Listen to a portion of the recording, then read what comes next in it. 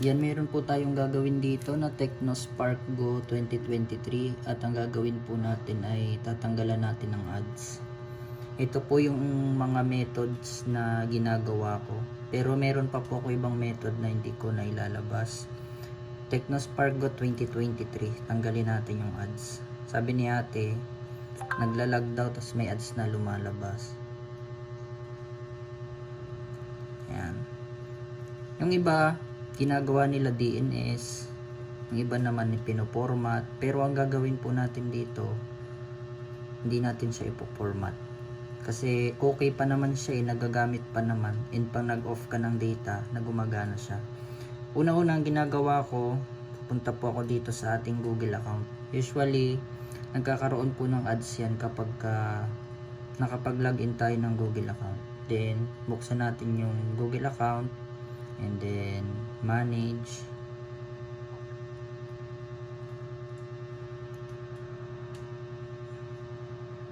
wait lang natin.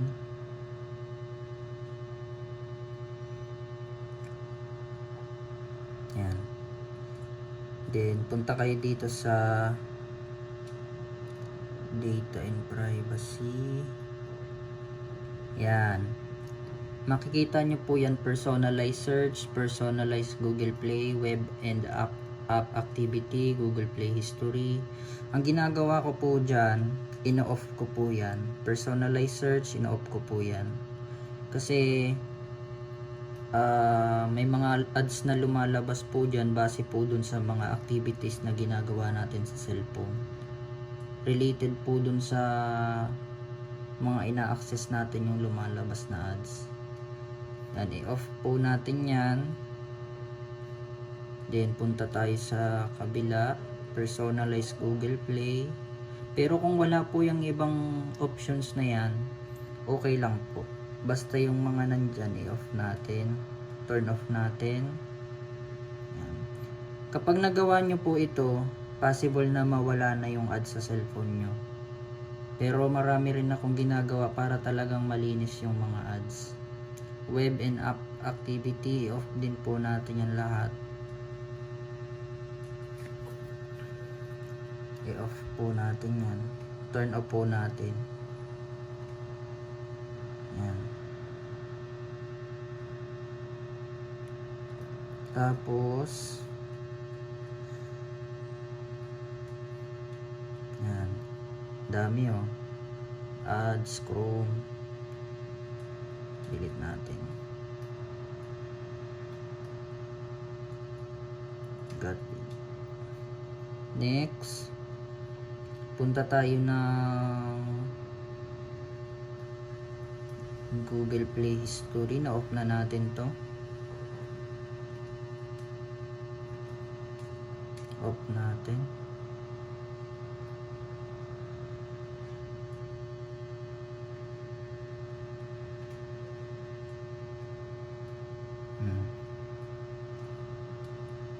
Yan. Off na. Personalized Google Play, i-off din po natin yan.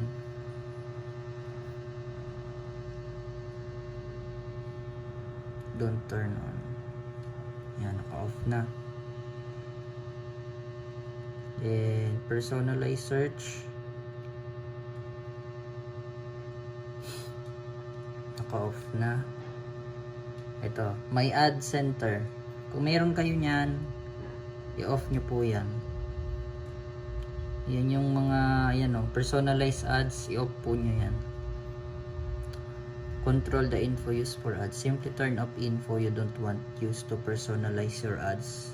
I-turn off po natin. Yan,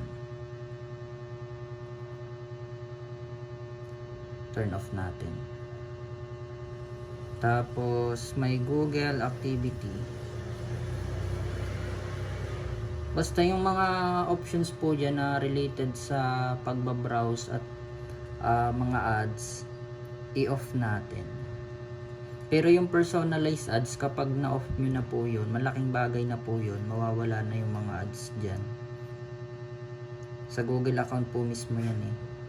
Next naman po natin, usually yung mga customer natin, mahilig sila mag-browse sa browser at saka kapag nakaklik sila ng link na merong ads, usually ang nabubugbog dyan yung browser.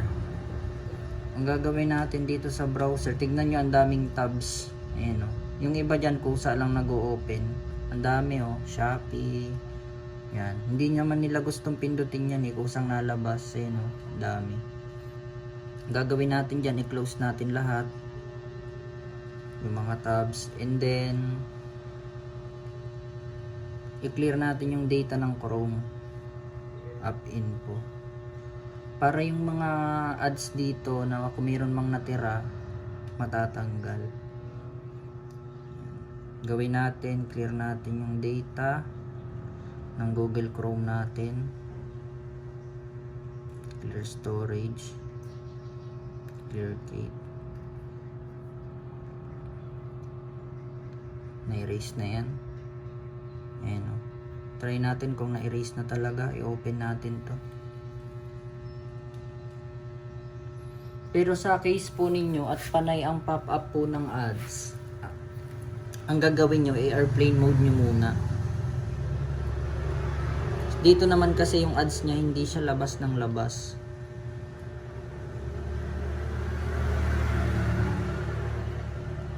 Merong ads kasi na labas ng labas eh. Ayan. Chrome. Di pa nagbubukas, baka nagaano pa yan o optimize pa. Pero na clear data na natin yan. Next natin gagawin, na turn off na natin yung personalized ads dun sa ating Google account. Next naman natin gagawin, pupunta tayo ng settings. Pero kung yung cellphone po ninyo lumalabas agad yung ads at hindi nyo talaga halos mapindot, airplane mode kayo, and then tingnan nyo yung apps na nag-ano ng ads. So nandito na tayo sa settings, app management, then app list. Hanapin natin dyan yung mga cleaner. Usually yung mga cleaner po na yon, yun yung nag-auto install. Sinasabi na may virus daw, pero ang gagawin nila, mag-auto install yung applications na yon. Kaya marami minsan na-hack yung Facebook account, 'di ba? Phishing po yung tawag dun eh. Gawin natin dito, ayan. Tignan natin yung mga apps dyan na mga cleaner na yan kung meron. Naka-disable na nga yung HI browser niya kasi dyan din siguro yung mga ads na lumalabas na disable na. Ayan. Mobile cloner, Palm Store, Share It. Usually yung mga cleaner po na yan yung nagpapaano dito eh, nagpapalag. Disabled apps. Hanapin natin yung all apps.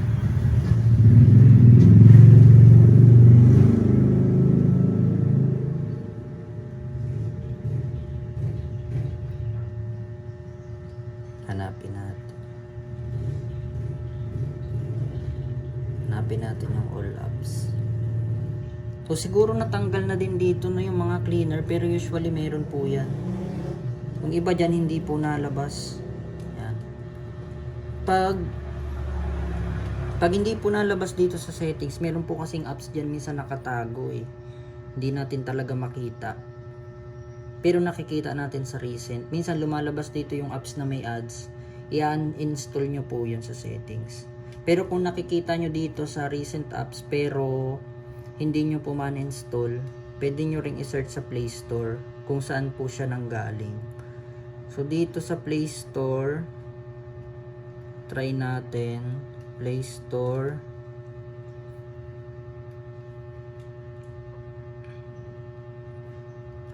Hanapin natin yung cleaner. Tingnan natin kung mayroong naka-install. Wala naman. Usually yung mga cleaner po na yan yung maraming ads at marami pong ads na lumalabas dyan. Lalo po yung mga cleaner na yung mga unfamiliar. May mga Nox cleaner, mga ABAS, naman yung mga yan eh. Goods naman yan. May ads siya pero sa mismong application. Hindi siya yung may mga lalabas na mga Shopee, Lazada, TikTok. Yung mga ibang cleaner na lang dyan yung merong mga Actually, yung cleaner po na yan, hindi na po natin kailangan i-install yan kasi una-una, kukonsume lang ng po ng RAM at storage yan sa cellphone natin. At saka yung cellphone natin, kada manufacturer po niyan like Vivo, Oppo, Realme, lahat meron na po yung antivirus, meron na po yung cleaner sa loob, sa mismong file manager. Meron na pong cleaner yan. Kaya yung mga cellphone natin ngayon, hindi mo na po kailangan mag-download ng mga cleaner na yan. Kasi meron na pong built-in yung mga cellphone natin. Makakadagdag lang po yan sa RAM at saka sakain po ng memory. Kung hindi po siya talaga kailangan, huwag nyo na pong lagyan. So nakikita po ninyo na wala na po talagang ads na nalabas. Then ang gagawin na lang din natin dito, i-disable na lang din natin yung ibang application na hindi kailangan para kahit papano hindi mag-lag yung yung cellphone. Thanks. Yung mga resource na gawin natin sa akin, natin ito, disable na natin. Disable na natin mga alis yan. Kami na po, basta nandito ito.